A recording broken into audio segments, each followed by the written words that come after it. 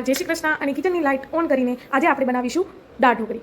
તો દાળ ઢોકળી બનાવવા માટે સૌથી પહેલાં આપણે દાળને એક બાઉલમાં કાઢી લઈશું.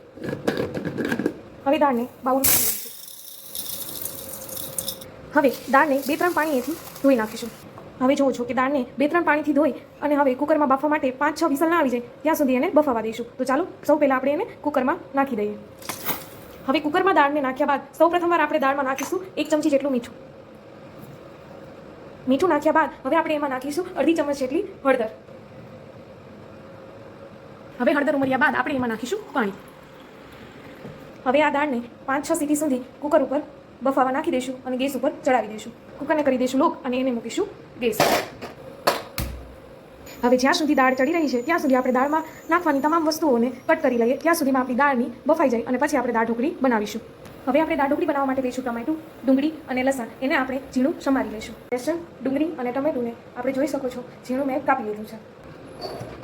હવે જો દાળ એકદમ બફાઈ ગઈ છે અને દાળ અલગ અને દાળની એક્સ્ટ્રા ફોતળી છે એ પણ અલગ નીકળી ગઈ છે. આ દાળ અમારી ઘરની છે, જોઈ શકો છો કે તેલ ગરમ થઈ ગયું છે. હવે આપણે તેલમાં નાખીશું 1 ચમચી જેટલી રાઈ, 1 ચમચી જેટલું જીરું, અડધી ચમચી જેટલું હિંગ પાવડર. તમે સ્કીપ પણ કરી શકો છો તમને ન ભાવતો હોય. અડધી ચમચી હળદર અને ગેસની ફ્લેમને કરી દઈશું સ્લો. સૌથી પહેલાં આપણે આમાં દાળ નાખીશું. 1 કપ જેટલી મેં ડુંગળી લીધી છે એ આપણે આમાં એડ કરીશું. હવે એને આ રીતના આપણે થોડીક વાર ગોલ્ડન બ્રાઉન ના થાય ત્યાં સુધી આપણે એને સાતળશું.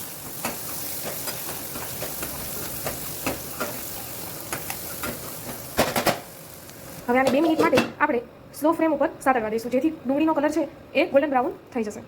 2 મિનિટ પછી જોઈએ તો ડુંગળી છે એ ગોલ્ડન બ્રાઉન જેવી થઈ ચૂકી છે. હવે આપણે આમાં એડ કરીશું અડધો કપ જેટલું ટમેટા. એને પણ ડુંગળી સાથે થોડીક વાર સાતળશું.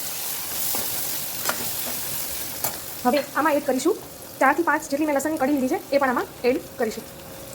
આમાં તમે લસણની સાથે સાથે લીલું મરચું પણ એડ કરી શકો છો, પણ મને ન ભાવે એટલા માટે મેં આમાં સ્કીપ કર્યું છે. તમે આમાં યુઝ કરી શકો છો. હવે આ બધાને મિક્સ કરી અને થોડીક વાર આપણે આમને સાતળવા દઈશું. હવે આ ટમેટું, ડુંગળી એ જો સારી રીતે મેશ થઈ ગઈ એમ પાકી ગયું છે. હવે આપણે આમાં એડ કરીશું ક્રશ કરેલી દાળ.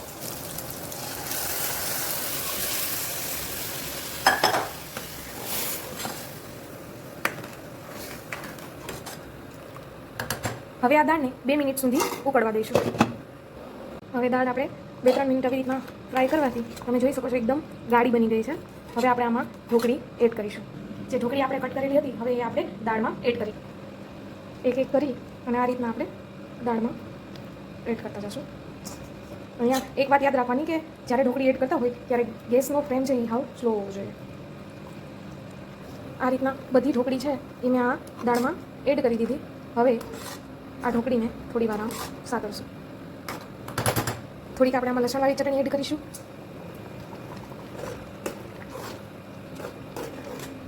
મારી દાળ ઢોકળી બીજાની દાળ ઢોકળી કરતાં સ્પેશિયલ બનાવવા માટે આપણે એમાં થોડી સી એટલે કે અડધી ચમચ જેટલી ખાંડ એમાં એડ કરીશું. તમને ખાવામાં સ્પાઇસી જોતું હોય તો થોડીક મરચાં પાવડર પણ આમાં આપણે એડ કરીશું. થોડુંક સ્વાદ અનુસાર મીઠું પણ આપણે આમાં એડ કરીશું. હવે આપણે એને સારી રીતના મિક્સ કરી લઈશું. આ રીતના હવે તમારી ઢોકળી 2 મિનિટ માટે ઢક્કનથી બંધ કરી અને 2 મિનિટ માટે આને પકવા દઈશું. હવે આપણી દાળ એકદમ ગરમા ગરમ તૈયાર છે. જો હવે એકદમ ઢોકળી પણ પાકી ગઈ. આ રીતના થઈ જાય ત્યાં સુધી એને પકવી દેવાની. હવે આ દાળ ઢોકળી પર મેં ધાણા ભાજી એડ કરી દીધી અને એક એડ કરીશું આમાં લીંબુનો રસ. આમાં આપણે ખાંડ પણ એડ કરી હતી આગળ અને હવે આપણે આમાં લીંબુ પણ નીચોવશું જેનાથી દાળ ઢોકળીનો ટેસ્ટ છે એ એકદમ ખાટો અને મીઠો મિક્સમાં આવે. તો તૈયાર છે આપણા ગુજરાતીઓની સ્પેશિયલ ફેવરિટ દાળ ઢોકળી.